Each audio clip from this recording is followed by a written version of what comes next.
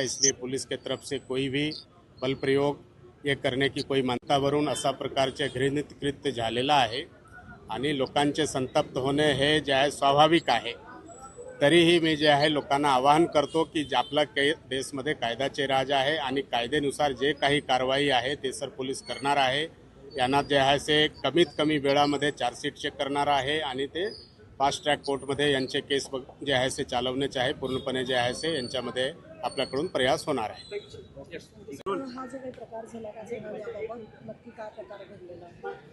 आज हे पर्वतीचे झोपडपट्टी एरियामध्ये एक 9 वर्षाची लहान मुलगीवर त्यांचेच सख्खे आजोबा म्हणजे मुलगीचे आईचे वडील यांनी जे आहे अतिप्रसंग करण्याचा प्रयत्न केलेला आहे।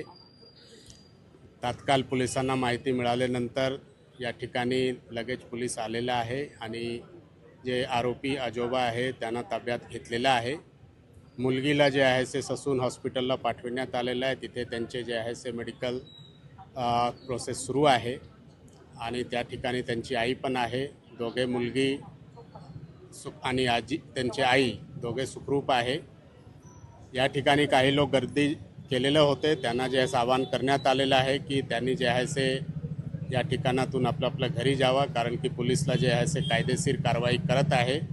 तर अशा प्रकारच्या लोकांची गर्दी राहिली तर तिथे जे आहे ते पोलिसांना कायदेशीर कारवाई करण्यामध्ये अडचण निर्माण होणार आहे। तसेच याच भागाचे जे लोक आहे ज्यांना येणे जाण्यामध्ये पण अडचण होत आहे, कारण की थोडा ट्रॅफिकचा अडथळा झालेला आहे।